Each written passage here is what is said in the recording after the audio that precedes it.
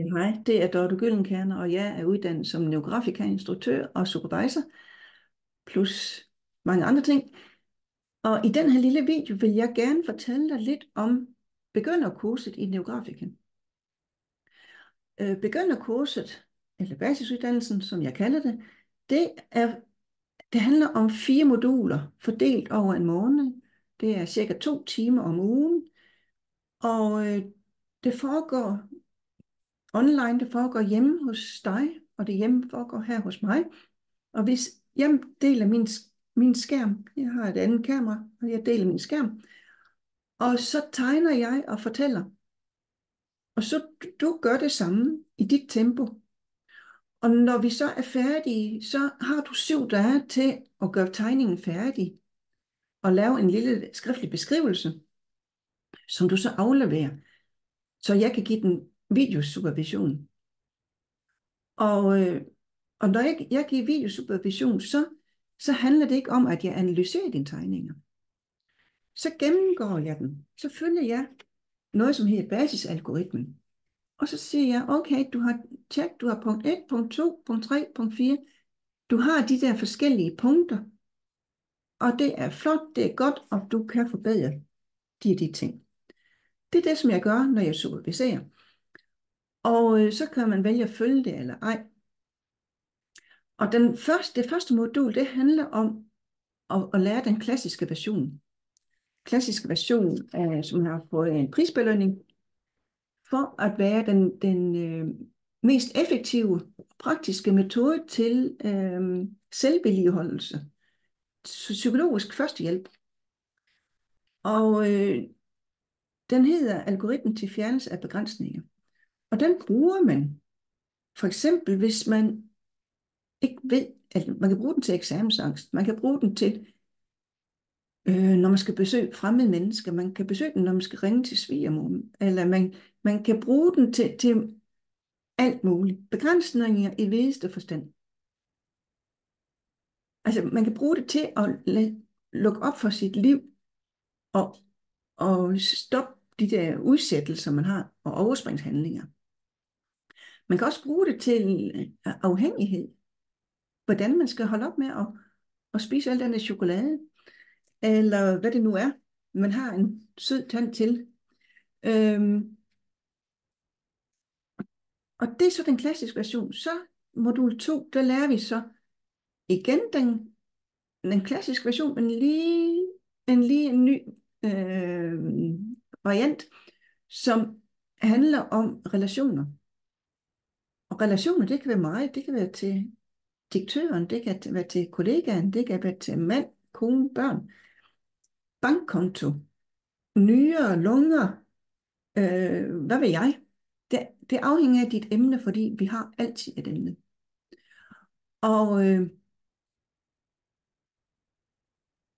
Og det, som så også sker, det er det tredje version, eller det tredje modul. Det handler så, der laver vi 2 forskellige tegninger. Det handler om ekspresversionen. Det er, hvis man sådan er lidt i sin emotioners vold.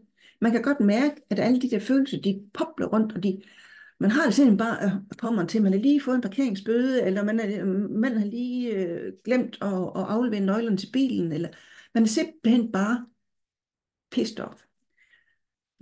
Og det så siger man bip, og så kommer de til at se sådan ud, for eksempel. Og man kan jo ikke se på tegningen, at det handler om vrede eller misundelse, eller hvad det nu er. Man kan bare se, at det er en tegning. Men det rydder op. Det rydder op, så vi får perceptionsskift. Hver tegning gennemgår nogle niveauer, så vi oplever transcendens. Vi begynder at tænke smukkere. Vi begynder at få en anden smukkere selvopfattelse. Og det kan godt betale sig at lave 100 tegninger. Så det var modul 3. Vi lærer den der med ekspresversion, og så har vi fjernelse af fordømmelser. Fjernelse af fordømmelser, det er, når vi godt ved, at vi blamer de andre. Men vi kan ikke lade være. I kan ikke lade være med at sige, at det er din skyld, det er din skyld. Og så har du ikke gået ud med skraldespanden, og så har du ikke gjort det, og så har du ikke gjort det, og så har du ikke gjort det. Og vi ved godt, at det er lidt noget, jeg må ikke sige det ord der, men vi ved godt, at det handler lidt om en selv også. Men man vil bare ikke rigtig se på dette spejl. Og så tegner man sådan en tegning. Fjernelse af fordømmelse. Det er, altså når vi er trætte af politikere, når vi er trætte af bankerne, når vi er trætte af alt det der, som sker udenom os, men vi kan bare ikke slippe alle de der tanker, så tager vi fjernelse af fordømmelse. Så er det fjerde modul. Det handler om udforskning af intentionen, og den ser nogenlunde sådan ud. Og den bruger vi. Den bruger vi, når vi ikke ved. Altså, vi kan være sådan sunken hen i sofaen i apati, eller vi sidder i lufthavnen og ved ikke, hvad skal vi sidde her og trille tommelfinger i 3 timer, eller i venteværelse, eller på sygehuset. Hvis det viser sig, at man bliver indlagt på sygehus, så tager man sin farveblyanter med sig, og så bliver man friskere og hurtigere. Men udforskning af intentionen, den bruger man, når man er så lidt handlingslammet. Fordi vi er handlingslammet, fordi at det kommer ikke energi til hjernen. Og man kan bruge den til morgenkaffen. Så med morgenkaffe sidder og laver lige nogle streger. Jeg kender en, som var natteravn. Altså hun gik i seng meget sent, og hun ville gerne have ændret sin soverytme. Og det endte med, at hun stod op klokken 5-6 om morgenen og fik sin morgenkaffe i fred for hele familien, og gik tidligere i seng. Og det var bare ved at tegne fra begynderkurset. Og så man kan bruge det til hvad som helst. 4 moduler, og 5 tegninger er der. Og så ligger der nogle ting i din login-zone, og sådan noget teori. Og så er du del af en ny familie. Du er simpelthen del af os som tegner, for at vi vil være friske. Fordi at det, som vi tænker, det bliver jo til vores biologi. Hvis vi tænker negative tanker, så påvirker det vores telomeres på DNA-plan, og så går aldringsprocessen lidt hurtigere. Og det er vi ikke interesseret i den tid, vi lever i, fordi at vi har så meget, vi skal have fortalt næste generation. Og min mission, det er at fortælle blandt andet om det her, sådan at vi kan få nogle mennesker, som er mere harmoniske, mindre stressede. Det er genialt til stressforebyggelse. Genialt.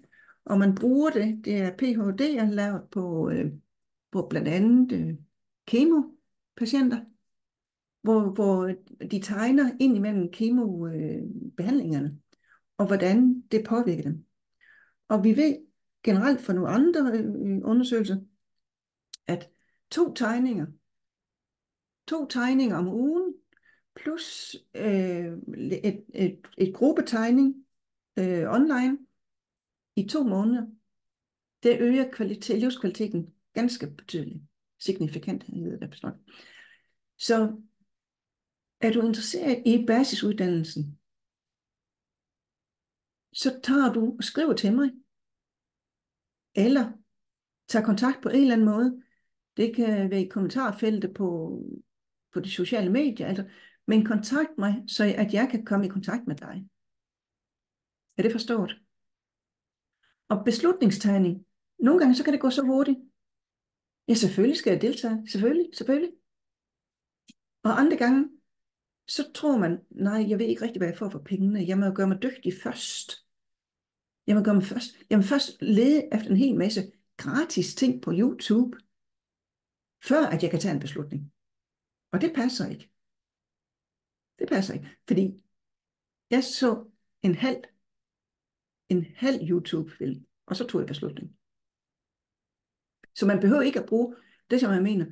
Det er helt i orden at lede efter gratis film og instruktion, men I vil aldrig få en begynderkursus. I vil aldrig blive certificeret, så I vil aldrig kunne få de der guldkorn, som I skal have. Fordi de ligger ikke derude Fordi at vi som er instruktører, vi har skrevet under på, at vi vi har arbejdet med intellektuel kapital, som er patenteret. Så det ligger ikke derude. Så tag action forholdsvis hurtigt, fordi alt det der med at udsætte, jeg skal have begyndt kurset i 2025, i 26, i 27, i 28, så bliver det ikke med mig måske, fordi at så er jeg måske død. Kan du forstå det? Det handler om at handle hurtigt nogle gange. Hej, det var bare det, jeg ville sige. Det blev en længere fortælling. Hej hej.